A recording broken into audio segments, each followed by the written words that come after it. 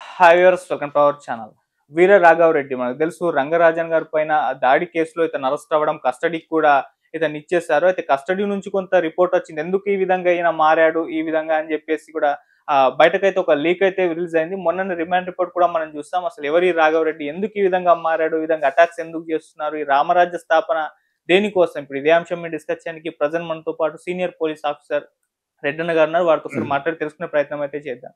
నమస్కారం సార్. నమస్కారం అండి. సరే, ఈ వీర రాఘవరెడ్డి మరి రీసెంట్ టైంలో చిలుకూరి బాలాజీ అర్చకులు రంగరాజన్ గారి పైన దాడి చేయడం మనం చూస్తాం. 20 మందిని తీసుకెళ్లి ఆ తర్వాత అరెస్ట్ అయ్యాడు. కస్టడీ కూడా ఇచ్చేశారు. రిమాండ్ రిపోర్ట్ ఒకటి బయటకు వచ్చింది. కస్టడీ నుంచి కూడా ఒక రిపోర్ట్ కూడా బయటకు వచ్చేసింది. అసలు ఎందుకు ఈ విధంగా ఇతను తయారవుతున్నాడు, మరి దాడులు చేయడం వీటిపైన మీరేం చూసారు, మీరేం గమనించారు సార్? ప్రజాస్వామ్య వ్యవస్థలో ఇటువంటి వ్యవహారాలు చాలా తప్పుడు సంకేతాలు ఇస్తాయి. ఇప్పుడు మనమంతా కూడా ప్రజాస్వామ్యబద్ధంగా ఎన్నుకోబడిన రాజ్యంలో పాలించబడుతున్నాం. ప్రజాస్వామ్యం మీద మనకు గౌరవం ఉండాలి. ఇప్పుడు ఈయన నాకు ప్రజాస్వామ్యం పైన ఎప్పుడైతే ఈ వీరరాఘవరెడ్డి ఉన్నాడో, ఈయనకి ప్రజాస్వామ్యం పైన నాకు గౌరవం లేదు అనే భావనలో ప్రజాస్వామ్యం పైన నాకు నమ్మకం లేదు అనే విధంగా ఆయన ప్రవర్తించడం నిజంగా శోచనీయం, బాధాకరం. అసలు ఆయన టెంపుళ్ళకి ఎందుకు వెళ్తున్నాడు? టెంపుల్లో పోయి ఆయన ప్రతి టెంపుల్కి వెళ్ళటం, ఆయన ఏదో ఇక్షాకుల వంశాన్ని గురించి ప్రస్తావించడం, వాళ్ళు ఎవరైనా ఉన్నారేమో కనుక్కోవటం, అదే కాకుండా టెంపుల్లో పోవడం. నాకు ఈ ప్రజాస్వామ్యం పైన నమ్మకం లేదు, ఈ జ్యుడిషియరీ పైన నమ్మకం లేదు, ఐపీసీ పైన, సిఆర్పిసి పైన, ప్రజాస్వామ్య వ్యవస్థ పైన నాకు నమ్మకం లేదు అనడం నిజంగానే బాధాకరము. బహుశా ఆయన మెంటల్ బ్యాలెన్సింగ్ ఏమైనా తప్పాడేమో అనేటువంటిది నా అభిప్రాయం. ఎందుకంటే ఎవ్వరు కూడా రామరాజ్య స్థాపన చేస్తాను అంటే ఇప్పుడు నీకు నువ్వేమన్నా నీకు కావలసినవి ఏమన్నా విరుద్ధంగానో ఏదైనా జరిగి ఉంటే డెఫినెట్గా దాన్ని రిడ్రెస్ చేయడానికి, ఆ లోపాలని ఎత్తి చూపడానికి మీకు కోర్టులు ఉన్నాయి, ప్రజాప్రభుత్వాలు ఉన్నాయి, వ్యవస్థ ఉంది. వ్యవస్థలో మీరు ఏ విధంగానైనా దాన్ని వ్యక్తపరచవచ్చు. అదేవిధంగా కోర్టులో కూడా ఫైల్ చేయవచ్చు. నేను రామరాజ్యం స్థాపిస్తానంటాం. ఇప్పుడు రామరాజ్యంలో ఏముంది నువ్వు చూసావా? ఎప్పుడు రామరాజ్యం ఉంది. త్రేతాయుగానికి కలియుగానికి ఎంత దూరం ఉంది. అప్పుడు ఉన్నవాళ్ళు ఏమిటి, ఆ వ్యవస్థ ఏమిటి, ఇప్పుడు వ్యవస్థ ఏమిటి, ఇవన్నీ తెలుసుకోకుండా ఏదో పిచ్చిగా రామరాజ్య స్థాపన అనడం, నేనే ఏదో స్థాపిస్తాననడం, ఇక్షాకులు ఎవరైనా కులస్తులు ఎవరైనా ఉంటే నాకు చెప్పమనటం, ఇవన్నీ పిచ్చికి పరాకాష్ఠేమో అనిపిస్తుంది నాకు ఒక రకంగా చూస్తే. ఆయన భాషా పరిజ్ఞానం కూడా, ఆయన మాట్లాడే వ్యవహారం కూడా ఆయన నిజంగా ఈ ఈ లోకంలో ఉన్నట్టు లేదు. ఈ వ్యవహార శైలి చూస్తే అదేదో ఏదో విధంగా ఏదో ఊహాలోకంలో విహరిస్తూ ఏదో మాట్లాడుతున్నట్టుగా అనిపిస్తుంది. బహుశా ఆయన్ని ఏదైనా ఒక మంచి హాస్పిటల్లో చూపించడం ఉత్తమము.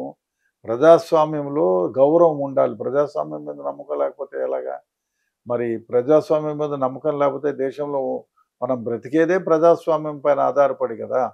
కాబట్టి ఇటువంటి వ్యాఖ్యలు చేయడం, ఏదైనా టెంపుల్స్లోకి వెళ్ళడం, ఆ పూజారుల్ని హింసించడం, వాళ్ళని ఇబ్బంది పెట్టడం, కొట్టడం, తిట్టడం, ఈ విధంగా చేయడం ధర్మం కాదు, భావ్యం కాదు. ఏమైపోతుంది ఇటువంటివి చేస్తే? డెఫినెట్గా అతని పైన ప్రభుత్వాలు ఉన్నాయి మన దగ్గర. మనం ప్రభుత్వాలతో పాటుగా మన దీనికి కట్టుబడి ఉన్నాం, ప్రజాస్వామ్యానికి కట్టుబడి ఉన్నాం. నువ్వు ప్రజాస్వామ్యానికి అగనెస్ట్గా పోయి చట్టవిరుద్ధంగా బిహేవ్ చేస్తే చట్టం తన పని తను చేస్తుంది. డెఫినెట్గా మిమ్మల్ని అరెస్ట్ చేస్తుంది. మీరు చట్ట ప్రకారం జైలు శిక్ష కూడా అనుభవించాల్సి ఉంటుంది. కాబట్టి ఇప్పుడైనా మీరు గుర్తించి గౌరవించి గౌరవంగా ఉండేటువంటి మన ప్రజాస్వామ్యానికి విలువనిచ్చి ఆ విధంగా నడుచుకోవడం ధర్మము. బహుశా ఆయన చెప్పేది ఆయనకి అర్థమవుతుందా, లేకపోతే ఆయన మామూలు జీవితం గడుపుతున్నాడా, లేకపోతే త్రేతాయుగం నుంచి ఇంకా బయటికి రాలేదా అనేది అర్థం కావటం లేదు. డెఫినెట్గా ఆయన్ని ఏదో ఎవరైనా ఆయన్ని ఎగ్జామిన్ చేసి ఏదైనా అసలు ఆయన ఏమైనా థింకింగ్లో ఏమన్నా పొరపాట్లు ఉన్నాయా, ఆయన అంటే ఆలోచన శైలికి నార్మల్గా ఉందా, లేకపోతే అబ్నార్మల్ బిహేవియర్ ఏమైనా ఉంటే దానికి ట్రీట్మెంట్ ఇవ్వాల్సిందే, తీసుకుంటే మంచిదని నా అభిప్రాయం. ఎందుకంటే రామరాజ్యం యుగాలు గడిచిపోయిన తర్వాత కూడా ఇప్పుడు ఎప్పుడో తలకు చేతుకు చెయ్యి, కాలుకు కన్ను, మన్నుకు ఏదో పన్నుకు పన్ను అంటారే, ఆ విధంగా చేయాలనడం భావ్యం కాదు. డెఫినెట్గా మనం ప్రజాస్వామ్యబద్ధంగా ఉన్నాము. ఆ విధంగానే చట్టాలు వర్తిస్తాయి మనకి. ఆ విధంగానే ఉండాలి. కాబట్టి ఈయన వ్యాఖ్యలు బహుశా అందరూ చూసి నవ్వుకుంటున్నారు. బహుశా ఆయన ఏ విధంగా అదే కాకుండా ఈయనతో కొందరు ఫాలో అవుతున్నారు. మరి ఏంటో అర్థం కాదు. ఇది మరీ విచిత్రమైన విచిత్రమైనటువంటి పర్యవసానం. బహుశా దీన్ని కొద్ది రోజులు పోతే ఆయన్ని ఇంట్రాగేట్ చేసి ఇప్పుడు పోలీస్ కస్టడీకి తీసుకున్న తర్వాత ఫర్దర్‌గా ఇన్వెస్టిగేట్ చేస్తే ఇది ఎవరైనా ఒత్తాస పలుకుతున్నారా? ఈయనంతకి ఈయనే ఏమన్నా చేస్తున్నారా? అనేది బయటకొస్తుంది. వచ్చిన తర్వాత ఎలాగో చట్టపరమైన చర్యలైతే ఆయన పైన తప్పవు. ఆ తర్వాత చూడాలి ఆయన మానసిక పరిస్థితి ఒకటి, లేదు వేరే ఎవరైనా వేరే విధంగా ఈయనను ప్రేరేపితం చేసి ఈ విధంగా పనిచేస్తున్నారో రాబోయే రోజుల్లో డెఫినెట్‌గా మనకు తెలుస్తుంది. తెలిసిన తర్వాత ఆయన వ్యాఖ్యానాలు బట్టి, ఆయన చేసే చర్యలను బట్టి ఆయన పైన ప్రభుత్వాలు చర్య తీసుకుంటాయి. కేసులు రిజిస్టర్ కూడా చేస్తారు. సార్ అసలు ఇతను ఈ విధంగా మారడానికి ఏమన్నా కారణాలు ఉంటుంటాయా సార్? ఏమో పొలిటికల్‌గా అయి ఉంటుందనుకోను నేను. లేకపోతే ఏదైనా ఆయన ఆయన కుటుంబంలో ఏదైనా పరిణామం జరిగితే దాని పర్యవసానంగా ఈ విధంగా ప్రవర్తిస్తున్నాడా? హ్మ్. అసలు ఎందుకంటే హాస్యాస్పదంగా ఉంటుంది ఆయన మాట్లాడే మాటలు ఏదైనా చూస్తే. ప్రజాస్వామ్యం పైన నాకు గౌరవం లేదు, జ్యుడిషియరీ పైనే నాకు గౌరవం లేదంటే ఏమనాలి? పిచ్చోళ్ళు అనుకుంటారు జనరల్‌గా ఇట్లాంటి దాన్ని. మరి ఏదో మరి ఆయన ఎందుకు ఈ విధంగా బిహేవ్ చేస్తున్నాడో ఆయనకే తెలవాలి. ఓకే.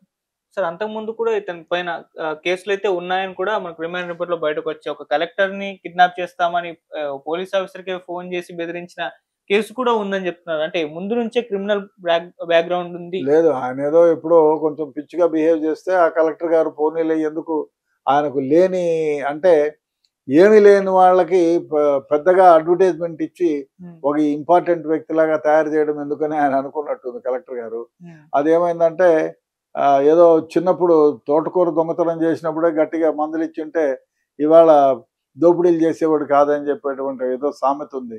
ఓహ్! సో ఆ విధంగా ముందుగానే మందలించి ఆయనకు తగినటువంటి శిక్షను అనుభవింపజేసింటే ఇంత దూరం వచ్చేవాడు కాదేమో. హ్మ్. ఏది ఏమైనా ఇన్వెస్టిగేషన్ సాగుతుంది. హ్మ్. ఆయన ఏదైనా మెంటల్‌గా అప్సెట్ అయి ఉన్నాడా? మెంటల్‌గా ఇన్‌బాలెన్స్‌డా? లేదు ఈ వ్యవస్థ పైన నమ్మకం లేని కొందరు మూఢాది మూఢులు ఎవరైనా దీనికి ప్రేరేపితులై ఈయన్ని ప్రేరేపింపజేస్తున్నారా అనేది తేలుతుంది. ఓకే. సార్ ఇక్కడ ఒక చిన్న లాజిక్ ఏంటంటే ఇప్పుడు ఆయన కస్టడీలో ఉన్నాడు. బెయిల్ అప్లై చేసుకోవాలంటే అతను ఖచ్చితంగా లాయర్‌ని హైర్ చేసుకోవాల్సి ఉంటుంది. ఏం న్యాయ వ్యవస్థ మీద నాకు నమ్మకం లేదు, ప్రజాస్వామ్యం మీద లేదు, రాజ్యాంగం మీద లేదని అంటారు. ఇప్పుడు మరి హైర్ చేసుకుంటారా? ఆయనే వాదించుకుంటారా? అనేది కూడా ఒక సస్పెన్సే. ఈ విధంగా అంటే కోర్టులు లాయర్‌లు పెట్టుకోకుండా వాదించుకోవచ్చంటారు. వాదించుకోవచ్చు. సొంతంగా వాదించుకోవచ్చు. ఎవరైనా ఏ కేసులో అయినా వాదించుకోవచ్చు. ప్రభుత్వం ఎందుకు నేను వాదించలేనంటే ప్రభుత్వం అడ్వకేట్‌ని అరేంజ్ చేస్తుంది. ఎందుకంటే